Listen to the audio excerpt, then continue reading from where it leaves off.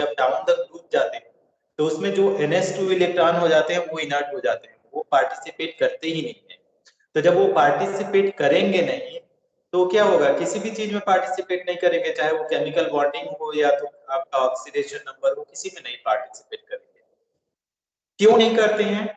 Last day I told you कि जब आप नीचे जाते हैं तो कौन सा ऑर्बिटल चालू हो जाता है, जैसे आपका गैलियम में हो गया या इंडियम थैलियम हो गया, उसमें डी और एफ ऑर्बिटल आ जाते हैं। और एफ ऑर्बिटल का शेप तो बिल्कुल ही डिफ्यूज होता है, उसको हम बना भी नहीं सकते हैं पेपर पे, इतना डिफ्यूज होता है, तो उसमें शिल्डिंग इफेक्ट होता ही नहीं है। और शिल्डिंग इफेक्ट नहीं हुआ तो अट्रैक्शन क्या हो गया, बढ़ गया।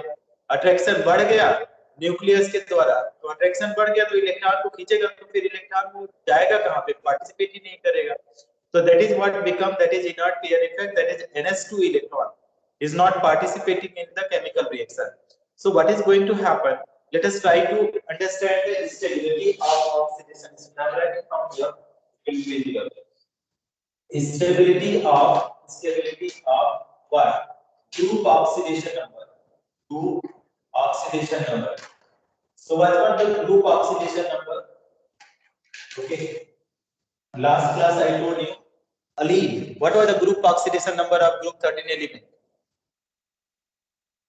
What was the group oxidation number?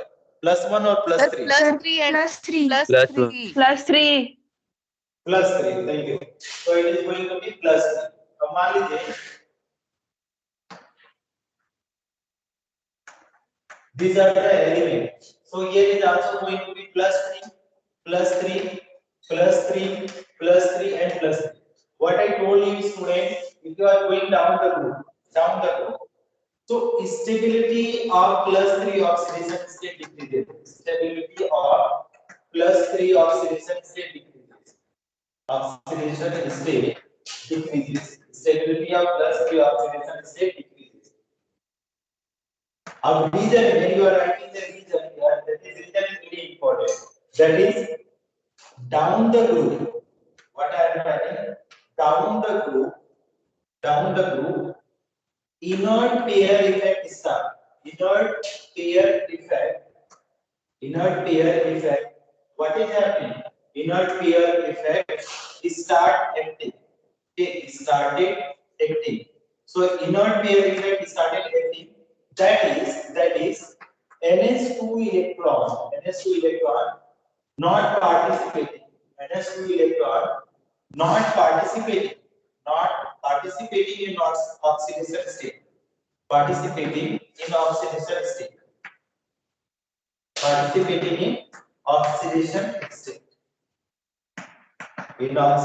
state. Okay. So stability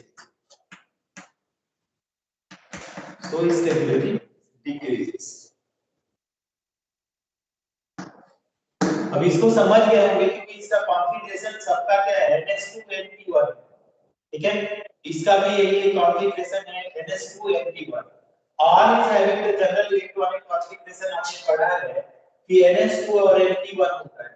अब जब नीचे जाएंगे तो हम बता ही रहे हैं कि D और F ऑर्बिटल इन्वॉल्व हो जाते हैं, भाई D ब्लॉक F ब्लॉक भी तो नीचे आएंगे, तो D and F block elements are there. So what they are going to do? There is no shielding effect, no screening effect. There is no screening effect, means attraction will be very high. Attraction is high, means NH2 electron, whatever these electrons are there, they are pulled by nucleus. If they are pulled by nucleus, it is not going to lose. If it is not going to lose, means that where it will get the +3 oxidation state.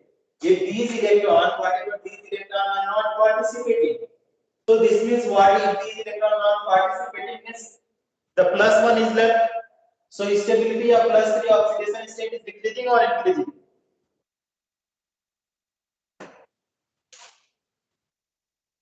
बोलेगा कोई, समझ में आया ये वाला? Is it clear? Yes sir. Very good. Can you please write down fast? Nikhil Kumar, समझ में आया क्या? सर एक बार फिर एक्सप्लेन कर दीजिए फिर से. इसको एक्सप्लेन करने का क्या हुआ, इनर्ट पेयर इफेक्ट अगर आपको समझ में आया है, इनर्ट पेयर इफेक्ट ये बोलता है कि अंदर के जो NH2 इलेक्ट्रॉन है, ये सब इलेक्ट्रॉन है, ये पार्टिसिपेट करेंगे ही नहीं, वो ऑक्सीडेशन स्टेट केमिकल रिएक्शन में पार्टिसिपेट नहीं करेंगे। तो +3 है किसकी वजह से? +3 कब है? जब हमारे पास मान लीजिए बोरान का लीजिए 5 का, तो ये क्या हो गया 1s2 2s2 और 2p क्या है 1। तो जब ये तीनों को निकालेगा तब तो +3 देगा, तीनों को निकालेगा तब तो +3 ऑक्सीडेशन होगा। अब now you see what they are saying inert pair effect, that is ns2 electron, this electron is not available, so what is going to be only +1, तो +3 का चांस ही खत्म हो गया। तो स्टेबिलिटी ऑफ +3 क्या हो गया, डिक्रीज हो गया। समझा अभी? Okay sir, okay sir. Okay, Shubham Gupta, are you be able to understand this? Yes, sir. Okay, please make a note of it fast. Can I erase now?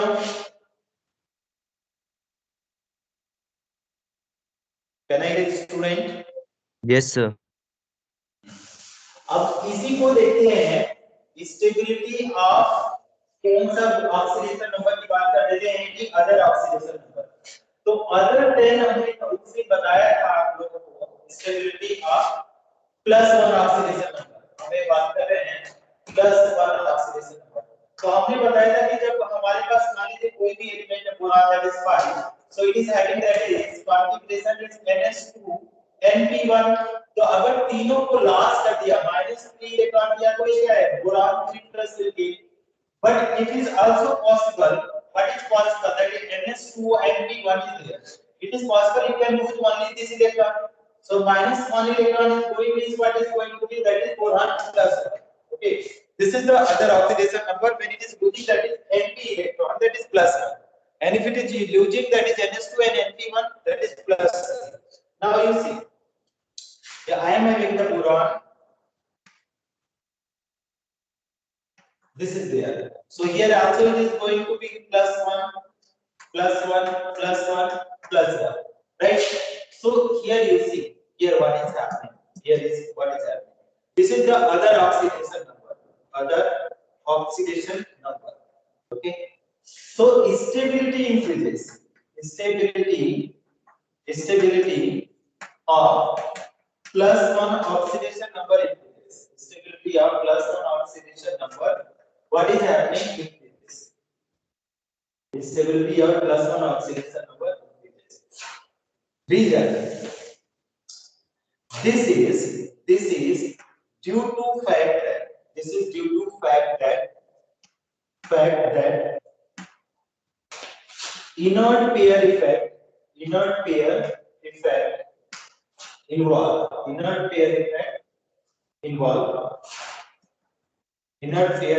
involve, which results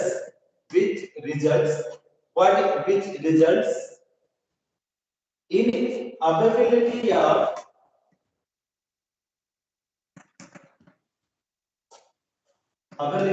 of np1 electron only. तो ये इसको आप समझना थोड़ा सा मुश्किल जरूर लगेगा, लेकिन आप एनसीईआरटी भी पढ़ेंगे तो भी समझ में आ जाएगा। ये बोल क्या रहा है कि अब जब नीचे जा रहे हैं तो NH2 तो है नहीं, है क्या आपके पास NP1 है, तो NP1 होने की वजह से एक ही है ना, एक ही है, तो एक है तो आराम से एक देगा तो स्टेबिलिटी बढ़ जाएगी। लेकिन इधर में इधर लग नहीं रहा है, इधर में नहीं लग रहा है, तो इधर बोरान एल्यूमिनियम में लग नहीं रहा है, तो इधर में क्या देगा +3 देगा, तो इधर में स्टेबिलिटी ऑफ +1। कभी भी एल्युमिनियम का आपने नहीं सुना होगा कि +1 ऑक्सीडेशन होता है, लेकिन यहाँ पे TLI होता है, इंपॉर्टेंट कंपाउंड है, थैलियम आयोडाइड होता है, तो बहुत सारे हैं, इंडियम आयोडाइड होता है, तो इधर में तो +3 स्टेबल है, लेकिन इधर में क्या है +1 स्टेबल है। तो इसको रीड आउट करिए आप लोग घर में बैठ करके, इट विल बी क्लियर क्यों ऐसा हो रहा है, +1 स्टेबल हो जा रहा है इसके केस में, because of inert pair effect. उसमें भी +3 में क्यों स्टेबल अनस्टेबल हो रहा था, that is the same reason, inert pair effect. Got it? So make a note of it student, बहुत ज्यादा इस पे समय नहीं लगाते हैं, आप पढ़ेंगे समझ में आ जाएगा।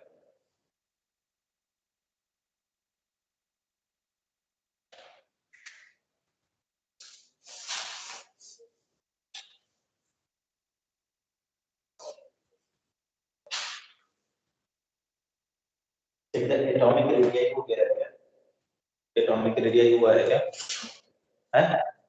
नहीं हुआ है, नहीं हुआ है। Atomic radius over student, not over atomic radius. See atomic size और एटॉमिक रेडियस, एटॉमिक साइज, हाँ इस सर्कल में। Let us see the atomic size. Student, atomic size, if you are writing, that is what you can write that is atomic radii. If the radii is more, the size is also will be high, atomic radii. Okay, so what they are saying, if you see atomic radii, atomic radii is not regular for group 13 group 13 में atomic radius regular नहीं है। this is due to fact that this is due to fact that there occur क्या यहाँ पे आता है, there occur d block element। कौन से आते हैं? d orbital. यहाँ पे d ऑर्बिटल भी आ जाते हैं। कहाँ पे? d orbital before gallium, gallium से पहले 10 तो d ब्लॉक एलिमेंट आते हैं, तो d orbital before gallium which decreases shielding effect,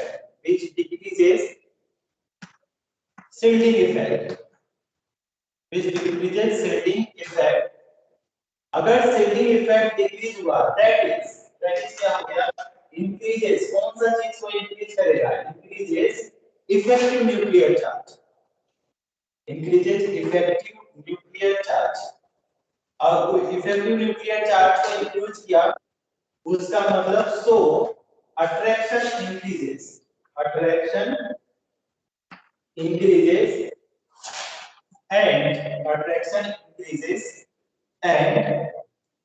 radii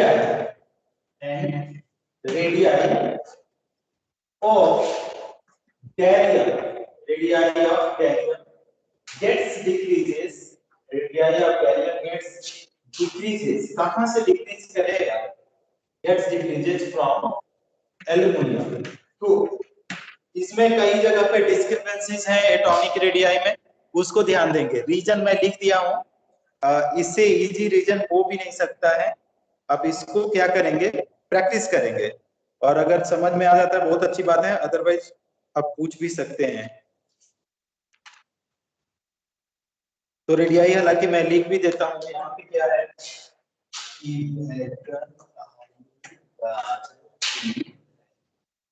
क्या हो गया? Boron, aluminium, gallium, lithium, thallium. हम रेडियाई लिख रहे हैं, ठीक है? एटॉमिक रेडियाई, ठीक है? तो एटॉमिक रेडियाई लिखेंगे बेटा, तो पिकोमीटर में है, कितना है यहाँ पे? 85 पिकोमीटर।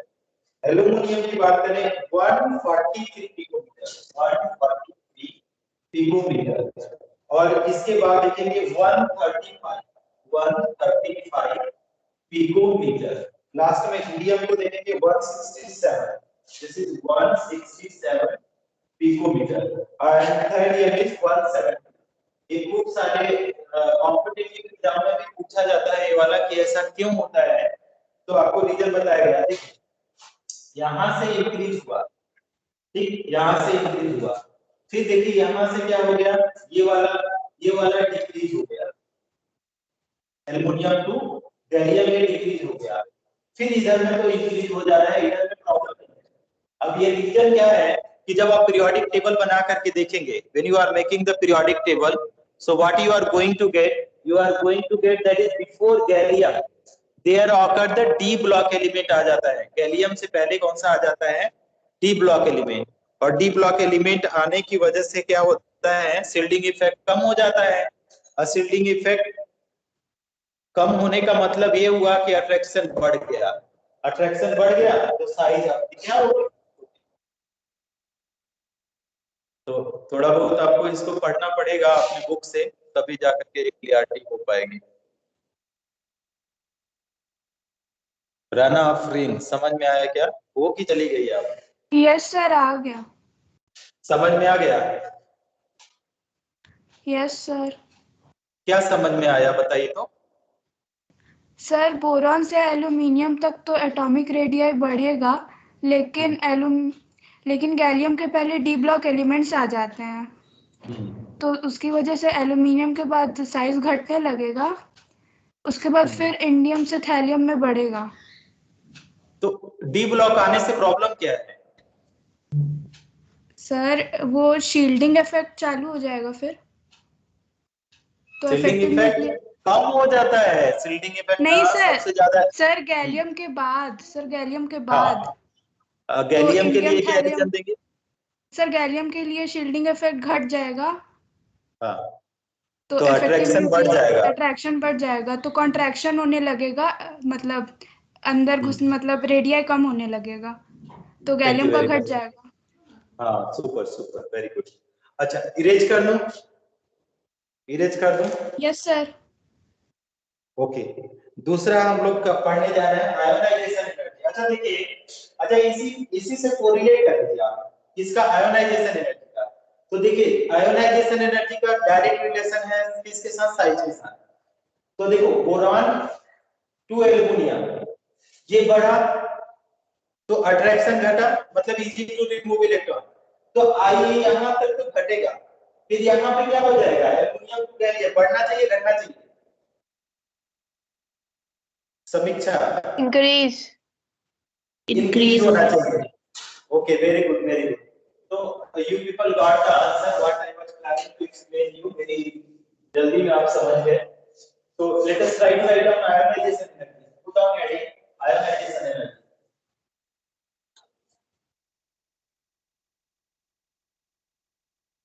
अब नाउ अगर हम यहां से लिखना चालू करते हैं आयोनाइजेशन एनर्जी, तो आयोनाइजेशन एनर्जी क्या होता है बेटा? अगर ऐसे देखेंगे आयोनाइजेशन एनर्जी, तो this is amount of energy, this is amount of energy required to remove electron, required to remove electron। हम बहुत डिटेल में नहीं लिख रहे हैं। remove electron from an, लिख देता हूं डिटेल में, from an isolated gaseous, isolated gaseous atom, isolated gaseous atom। Okay, तो ये क्या हो गया आपके पास आयोनाइजेशन एनर्जी। अब यहाँ पे देखिए होता क्या है कि ये डिपेंड करता है ब्रॉडली किसके ऊपर? साइज के ऊपर। तो on moving down the group, on moving, सारे ग्रुप की तो बात नहीं कर रहे हैं, we are talking about only group करते हैं। On moving down the group, what is happening? On moving down the group, ionisation energy, ionisation energy है irregular change, है irregular change, irregular order due to irregular in size, irregular in size। अच्छा, इसमें एक और बात ध्यान देंगे कि यहाँ पे एटॉमिक रेडियाई में एक ही जगह डिस्क्रिपेंसीज थी, एक जगह, लेकिन आयोनाइजेशन एनर्जी में दो जगह प्रॉब्लम आता है due to irregular in size and effective nuclear charge, and effective nuclear charge। ठीक है, तो ये देख लीजिए, अगर इसका बोले कि हम थोड़ा लिखें बोरॉन,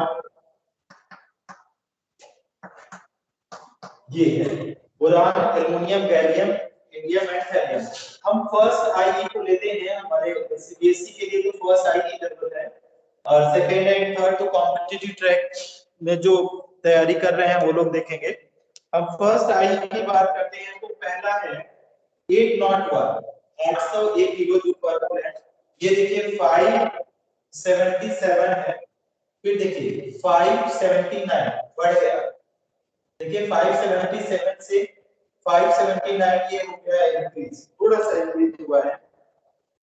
फिर देखिए ये फिर 558, 558 फिर घटा है एंड 589 बढ़ा है। 5 चलिए एक ही जगह दिख रहा है 589। तो यहां से देखिए क्या हो गया है, यहाँ पे this is decreasing, this is decreasing, यहाँ पे क्या हो गया, इंक्रीज हो गया।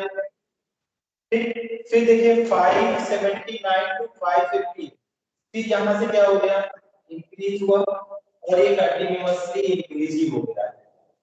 तो ये ऐसा इसीलिए हो रहा है क्योंकि इसके साथ कुछ साइज का लोचा है और साइज के लोचे की वजह से ये इतना प्रॉब्लम कर रहा है।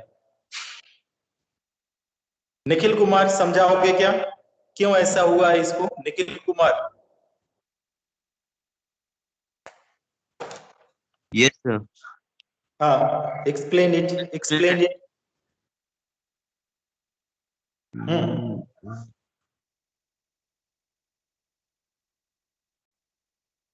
टेल मी, टेल मी।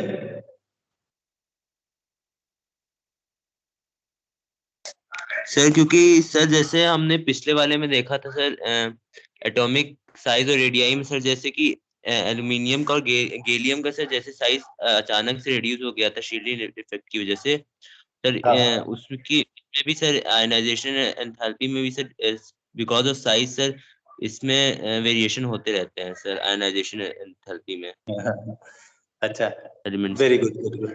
हाँ कोई और आंसर करेगा क्या? रना आफरीन आप बताइए तो ऐसा क्यों हुआ, एक बार और बताइए।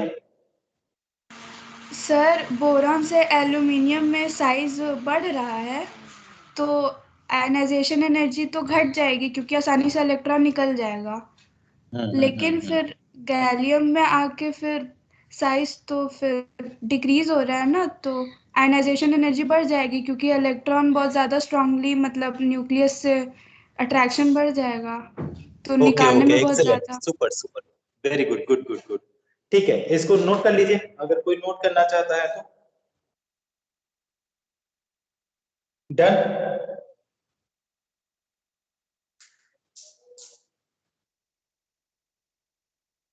Completed student.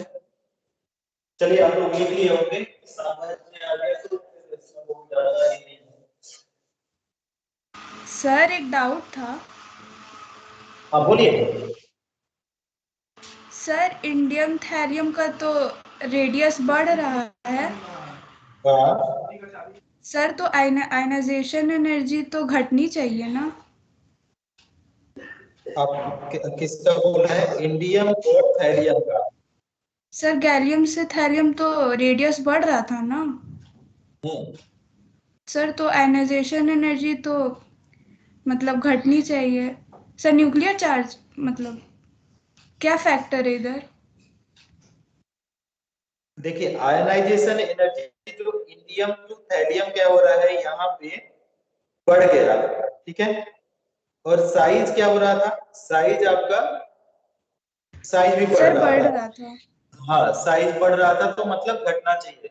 इसका फैक्टर तो कुछ खास ऐसे नहीं बताया गया है, फैक्टर यही बोला गया है कि effective nuclear charge. Effective nuclear charge का मतलब ये होता है, जेड इफेक्टिव का मतलब nuclear charge minus shielding effect, nuclear charge minus shielding effect. तो न्यूक्लियर चार्ज तो है ही ज्यादा, ऊपर से न्यूक्लियर चार्ज बढ़ता है सबके केस में, लेकिन शिल्डिंग इफेक्ट कहीं बढ़ता है कहीं घटता है। जैसे एस ब्लॉक में क्या होता है, शिल्डिंग इफेक्ट बहुत हाई होता है, लेकिन यहाँ पे डी और एफ ऑर्बिटल की वजह से एफ ब्लॉक एलिमेंट भी आ जाता है यहाँ पे। तो एफ ब्लॉक वाले क्या करता है कि कुछ भी शिल्डिंग करता नहीं है तो अट्रैक्शन बढ़ जाता है। अट्रैक्शन बढ़ गया तो क्या हो गया कि रिमूवल ऑफ इलेक्ट्रॉन डिफिकल्ट हो गया, इसीलिए आयनाइजेशन एनर्जी बढ़ गई है। इसीलिए मैं शुरू में ही बता दिया कि डिस्क्रिपेंसी जो आयनाइजेशन एनर्जी में दो जगह होता है, लेकिन एटॉमिक रेडियाई में एक ही जगह होता है। तो दो जगह लास्ट वाला एक्सप्लेन तो इसी हिसाब से किया जाता है क्योंकि अट्रैक्शन ज्यादा हो गया है, शिल्डिंग कम अट्रैक्शन ज्यादा। आगे जाकर के आप पढ़ेंगे लेंथेनॉइड एंड एक्टिनॉइड कॉन्ट्रैक्शन, वहां से ज्यादा समझ में आएगा। अभी बस इतना ही याद रख लीजिए, लास्ट में आप पढ़ेंगे लेंथेनॉइड एंड एक्टिनॉइड कॉन्ट्रैक्शन, या तो आपने पढ़ लिया होगा या तो 12th में डी और ए ब्लॉक में जब पढ़ेंगे तो there will it will come lanthanoid and actinoid contraction, वहां पे और अच्छे से समझ में आएगा। अभी के लिए फिलहाल ये समझ लीजिए कि उसमें जेड इफेक्टिव न्यूक्लियर चार्ज ज्यादा है, वो लूज नहीं कर रहा है, लेकिन इफेक्टिव न्यूक्लियर चार्ज उस टाइप का नहीं है कि रेडियाई को भी कम कर दे, केवल इलेक्ट्रॉन को वो पुल बैक कर रहा है। और रेडियाई भी अगर आप देखेंगे तो कितना है, 80 और 88 का है, बहुत ज्यादा ये अंतर नहीं है।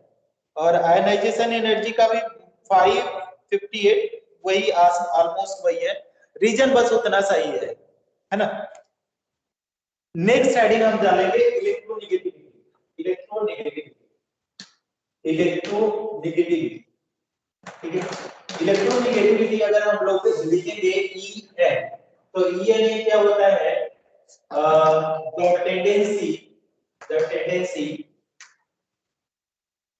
Of covalently bonded atom, covalently bonded atom, the tendency of covalently bonded atoms, the tendency of covalently bonded atoms, okay, to pull, या ऐसे लिखिए, to attract the shared paired electron, to attract the shared paired electron, ठीक है, shared paired electron. It gets decreases down the group. It gets decreases down the group. इसमें कहीं reason down the group में there is no exception in electronegativity. किसी भी group का पढ़ेंगे तो इलेक्ट्रोनेगेटिविटी में देयर इज नो एक्सेप्शन, तो डायरेक्टली लिख लीजिए कि एज साइज इंक्रीजेस वो बढ़ता जाता है, या रीजन भी नहीं भी देंगे दैट इज आल्सो वो इलेक्ट्रोनेगेटिविटी फैक्टर हमेशा घटता रहता है किसी भी ग्रुप के लिए, there is no exception in the group. अगर हम इसका लिखें boron, aluminium, gallium, indium and that is helium, तो इसका देखेंगे तो यहाँ पे तो 2 है, इसका देखेंगे 1.5, यहाँ पे बढ़ गया 1.6, ठीक, यहाँ पे तो एक्सेप्शन दिखा रहे हैं 1.7, 1.8, here they are showing the exception, यहाँ पे घटा और यहाँ पे तो इंक्रीज हो गया, तो ये तो क्या बोल गया, tendency of probability attract the shared paired electron, it gets decreases down the group generally तो ये डिक्रीज कर रहा है, डिक्रीज होता है, लेकिन यहाँ पे देखिए थोड़ा थोड़ा इंक्रीज कर रहा है, but in group a little bit increasing there, but in group 13 due to increase in Z effective, है ना, Z effective, it gets increases,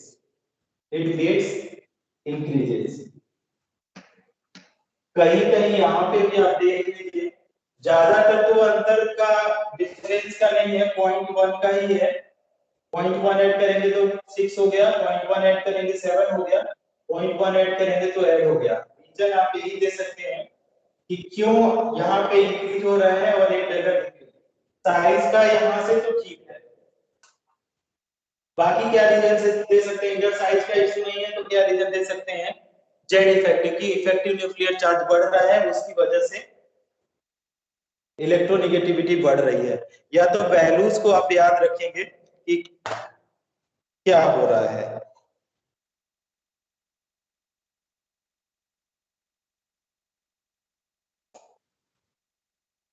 erase कर दूं? Yes sir. अच्छा, इसमें जो डेंसिटी है, डेंसिटी बढ़ती जाती है, देख लीजिए, अगर डेंसिटी लिखेंगे तो 2.35, 2.7, 5.9, मेटेलिक कैरेक्टर बढ़ता है, डेंसिटी बढ़ता है, मेटेलिक कैरेक्टर बढ़ता है तो डेंसिटी आपका बढ़ते जाता है, तो आप इसको प्लीज आप लोग याद रखेंगे। बॉइलिंग पॉइंट भी ऊपर से अगर नीचे जाएंगे तो कहीं घटेगा कहीं बढ़ेगा, इसको आप देख लेंगे। तो सारे पॉइंट को हम नहीं कवर कर रहे हैं, जो इंपॉर्टेंट है उतना मैं कवर कर ले रहा हूँ। नेक्स्ट है आपका नेचर ऑफ कंपाउंड, ठीक, तो इसको भी देख लीजिए, नेचर ऑफ कंपाउंड थोड़ा सा इंपॉर्टेंट है कि ये आल्दो मेटेलिक होने की वजह से भी इनके कंपाउंड का नेचर तो बदल, nature of compound, nature of compound of group 13 element, compound of group 13 element. तो ग्रुप 13 एलिमेंट्स के नेचर ऑफ कंपाउंड क्या हो जाएंगे कि since they do not have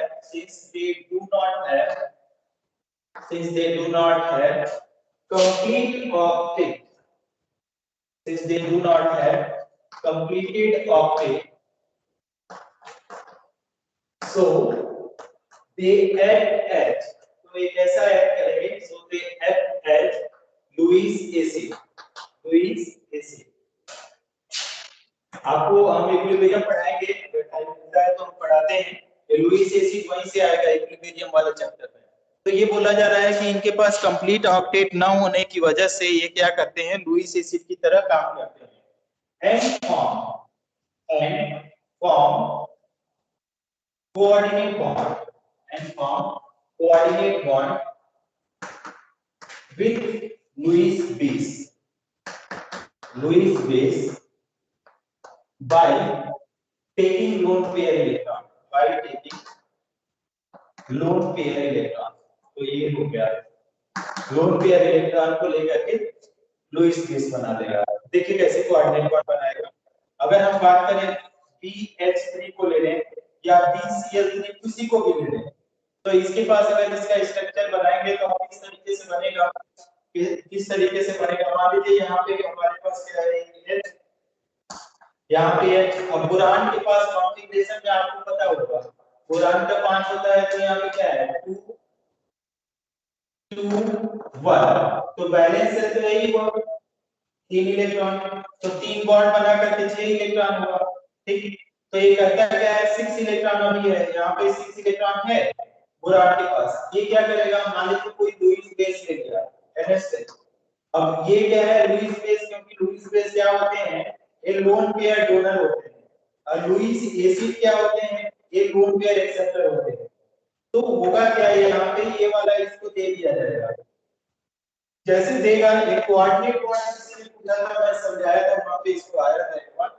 तो that is what will happen here with the boron, it will take in the NH3, since lone pair electron दिया जा रहा है तो ये कोऑर्डिनेट बॉन्ड बन जाएगा, और यहाँ पे अब हाइब्रिडाइजेशन चेंज हो गया sp3, तो आपका ये बन गया, तो ये वाला क्या बन गया कोऑर्डिनेट बॉन्ड।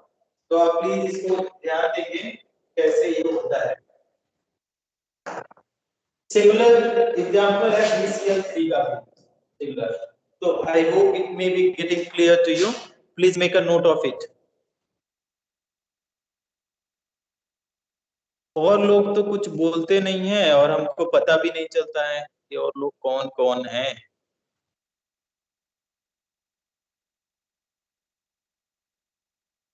अमन कुमार, अनु पांडे, हम नाम और चेहरे से पहचानते नहीं है, हम कुछ लोगों को ही पहचान, उनसे क्वेश्चन पूछ लेते हैं। साधना पाल समझ में आता है आपको?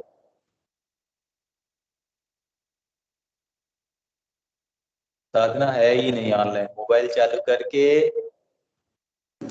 Yes sir. गायब। समझ में आ रहा है आपको? हाँ सर। समीक्षा,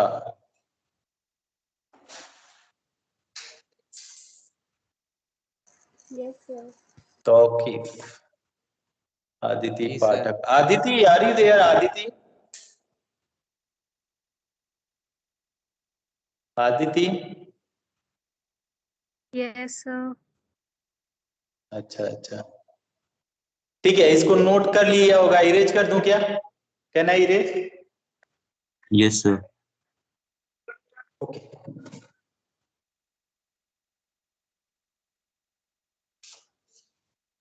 एक होमवर्क क्वेश्चन देता हूं, आप लोग कर लीजिएगा इसको।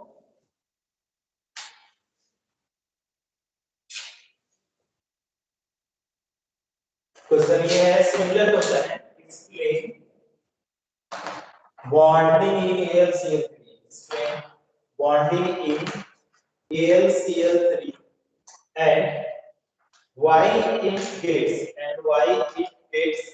dimerize, why these plates diameters. Okay, तो इसको हमको एक्सप्लेन करके बताइएगा, इंपॉर्टेंट है। जैसे हमने BS3 का एक्सप्लेन किया उसी तरीके से AlCl3 का करना है। ठीक है, हेडिंग डालेंगे रिएक्टिविटी ऑफ एलिमेंट, हेडिंग होगा रिएक्टिविटी, ऐसे लिखिए reactivity of elements, reactivity of elements of group 30। ठीक है, ग्रुप 30 की बात करेंगे, reactivity of elements of group 30। पहला ए नंबर होगा reactivity, reaction with air। ठीक है, तो आपको आराम से आप बता सकते हैं कि ग्रुप 30 एलिमेंट का बोरान मान लीजिए हो गया, और ऑक्सीजन का तो इसका ऑक्सीडेशन नंबर कितना होता है, बैलेंस से 3 होता है, ऐसा तो होता है। तो अगर क्रॉस मल्टीप्लाई करते हैं तो ये कितना आता है 3। तो ये कैसा ऑक्साइड बताता है, when these elements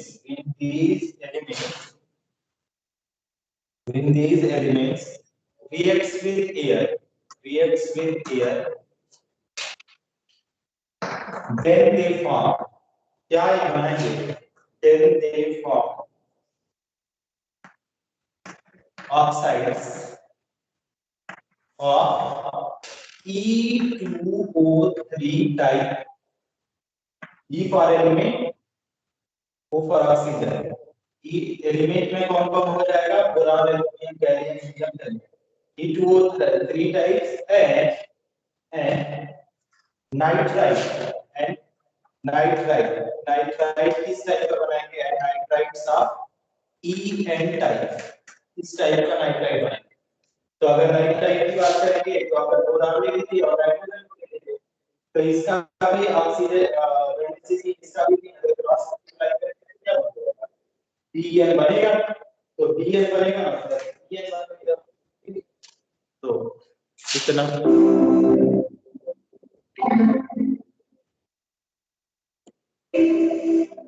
गया। निखिल, बना, समझ में आया ये? सर ठीक, अब इसमें आप हेडिंग डालते छोड़ेंगे, हम अगले क्लास में समझाएंगे आपको, क्योंकि अभी समझाएंगे तो थोड़ा सा टाइम लग जाएगा। और हेडिंग ये है कि nature of oxide of group 30 ये इंपॉर्टेंट है, आप बता दीजिए। Nature of oxides of group 30 this is that, nature of oxides of group 30। या आप पढ़ना चाहें तो पढ़ भी सकते हैं। तो नेचर क्या होता है, आपको पता है कि जो मेटल के ऑक्साइड होते हैं बेसिक होते हैं, और नॉन मेटल के ऑक्साइड कैसे होते हैं, एसिडिक होते हैं।